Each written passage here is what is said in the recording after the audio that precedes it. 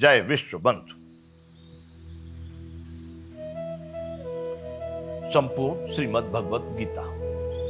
बंधुओं, श्रीमद् भगवत गीता का तीसरा अध्याय, तीसरे अध्याय का 38 श्लोक तक हम अध्ययन कर चुके हैं। 38वां श्लोक था धूमे नाव्रियते बहिर्यथा दर्शो मलेन च यथोल्बे नावृतो गर्भस्तदा तेनेदमावृतम्। भगवान कह रहे थे, अर्जुन के उस प्रश्न का जवाब दे रहे हैं कि किसकी प्रेरणा से यह पुरुष फिर पाप का आचरण करता है, फर्जियात जबरदस्ती लगाए हुए के समान। तब भगवान ने बताया था, कामेश क्रोधेश रजोगुण समुद्भव महासुनो महापद पापमा विद्धि ये न में बैरिणम। ये काम ही क्रोध है, रजोगुण से उत्पन्न होने वाला, कभी भी भोगों से न आगाने वाला ये महापापी है। इस विषय में तू इसी को बैरी समझ। अब भगवान आगे कह रहे हैं कि जिस तरह से धुएं से अग्नि, मैल से दर्पण, जेर से गर्भ ढका रहता है, वैसे ही इस काम के कारण ज्ञान ढका रहता है। कामी लोगों को ज्ञान होता है। ज्ञान का मतलब है सत्य और धर्म, प्रामाणिक, नैतिक, सही जानकारी। मानव शरीर के अनुसार जो होना चाहिए वह है काम के द्वारा ढका रहता है ज्ञान। आगे अब यहां से श्लोक है 39वां। भगवान कह रहे हैं, आवृतम ज्ञानमेतेन ज्ञानिनो नित्य वैरिणा काम रूपेण कौन्तेय दुष्पूरेणा लने नलेन च। अर्जुन, इस अग्नि के समान कभी न पूर्ण होने वाले काम रूप ज्ञानियों के नित्य बैरी के द्वारा मनुष्य का ज्ञान ढका हुआ है। अग्नि के समान कभी न पूर्ण होने वाले, डाल दो सारे संसार को अग्नि में होम दो, फिर भी अग्नि पूरी नहीं होगी, बढ़ती जाएगी, बढ़ती जाएगी, बढ़ती जाएगी। वैसे ही भगवान कह रहे हैं कि ये कभी पूर्ण न होने वाला काम रूप ज्ञानियों के नित्य बैरी के द्वारा मनुष्य का ज्ञान ढका है। बंधुओं, ये काम बहुत आवश्यक भी है। यहां भगवान ने काम को शत्रु और बैरी कहा है, लेकिन इसके बगैर काम कुछ चलने वाला भी नहीं है। सारे काम ही काम से होते हैं। संतान उत्पत्ति से लेकर जीने तक के जितने भी सब साधन, सब ये काम से ही उत्पन्न होते हैं। लेकिन भगवान की ओर जाने के लिए न संतान की आवश्यकता, न किसी वस्तु पदार्थ की आवश्यकता है। तो ज्ञान यहाँ वह है जिससे कि मैं इस संसार समुद्र से मुक्त होकर अपने उस परम गंतव्य रूप परमात्मा को पालूं, वो ज्ञान है। तो ये काम यहां संसार के सब कामों में बहुत उपयोगी है, लेकिन वहां इसकी आवश्यकता नहीं है।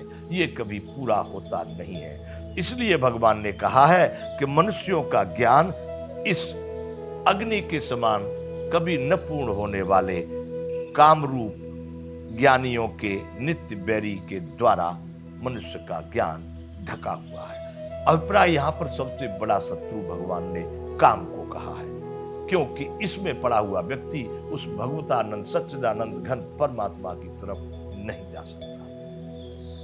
आगे बंधुओं, अगला 40वां श्लोक है, इंद्रियाणि मनोबुद्धि रस्याधष्टान उच्यते एतैर्विमोह यत्येष ज्ञानमावृत्त देहिनाम। अब भगवान इसके ये कहां पर रहता है, इसका निवास कहां पर है, काम का, उस चीज को भगवान ने यहां पर बताया। इंद्रियाणि मनोबुद्धि यस्याधिष्ठान मुच्यते एतैर्विमोह यत्येष ज्ञानमावृत्य देहिनम्। और हे अर्जुन, इंद्रियां, मन और बुद्धि ये सब इसके वास स्थान कहे जाते हैं। इंद्री, मन, बुद्धि ये इसके वास स्थान, इसके रहने की जगह है, वास स्थान कहे जाते हैं। यह काम इन मन, बुद्धि और इंद्रियों के द्वारा ही ज्ञान को आच्छादित करके जीवात्मा को मोहित करता है। जीवात्मा का मतलब है बंधु, वह प्राणी, वह जीव जो जी रहा है, जो इस संसार की सभी घटनाओं को समझ रहा है। जितना भी ये मन, बुद्धि और अहंकार भी उसी के अभिन्न अंग हैं, उसी के मंत्री समुदाय हैं। भगवान कहते हैं कि ये इंद्रिया, मन और बुद्धि इसके निवास स्थान है। काम कहाँ रहता है?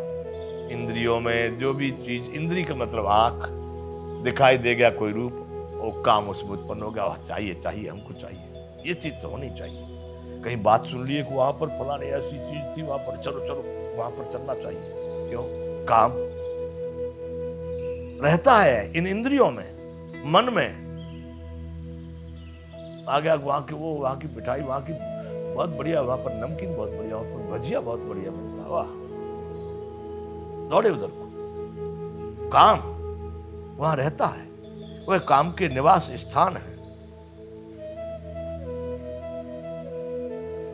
इंद्रियाणि मनोबुद्धि दृष्टानोच्यते, इंद्री, मन और बुद्धि इसके रहने के, और इन्हीं को आच्छाद, इन्हीं के माध्यम से काम इन भोगों में प्रेरित हो जाता है और जीवात्मा को मोहित करता है, उसको अब सही समझ से, उसके स्वरूप से वंचित करके इन नश्वर संसार के नश्वर पदार्थों में, नश्वर अनित्य वस्तुओं में उलझा देता है।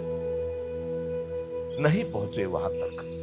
बंधुओं, ये जितना आसानी से मैं इसको पाठ कर रहा हूं, पढ़ रहा हूं, बोल रहा हूं, उतना आसानी है नहीं।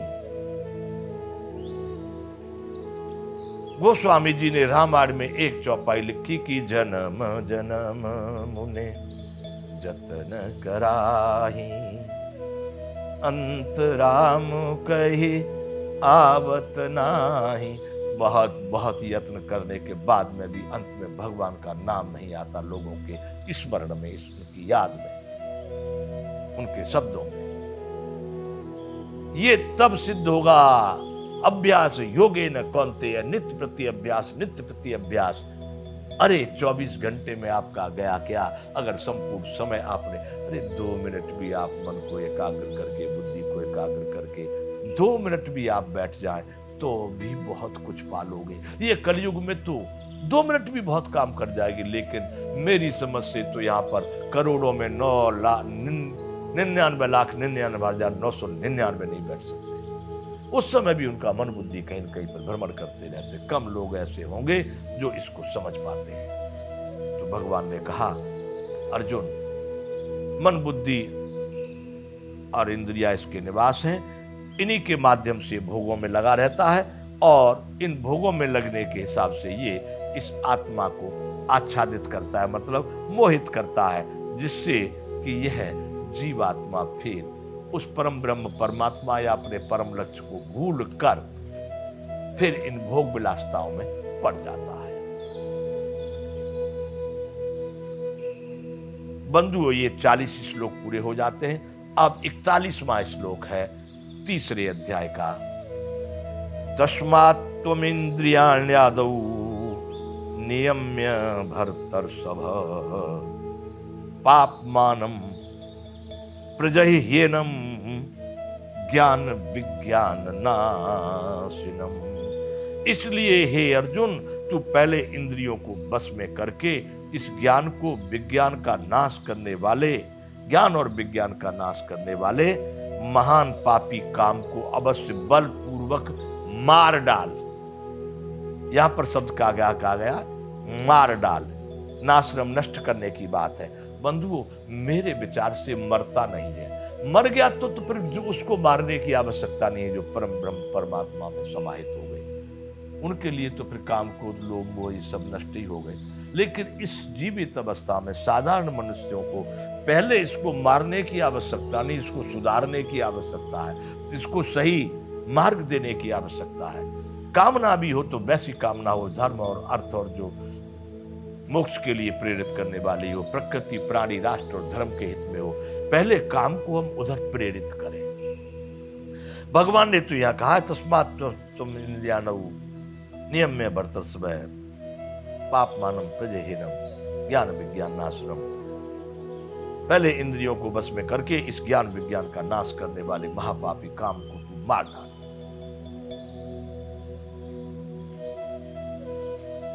मरेगा नहीं, मैं कह रहा हूं। और मर ही गया तो फिर हम इस संसार रूपी समुद्र से तो शायद पार हो जाएंगे और अपने लक्ष्य को जरूर प्राप्त कर लेंगे। इतनी जल्दी नहीं मरेगा। तो बंधु, भगवान ने कहा कि ये इंद्रियों को बस में करके, इस अध्याय में अधिकांशतः भगवान वो एक ही बात करते आ रहे, इंद्रियों को बस में करने वाली, इंद्रियों को बस में करके, इंद्रियों को बस में करके। मन बुद्धि अहंकार अपने शरीर के साथ इंद्रिय और अंतःकरणों पर विजय प्राप्त कर, इनको बस में कर, तब कर्म कर, आसक्ति रहित होकर कर्म कर। इस अध्याय का नाम है कर्म योग।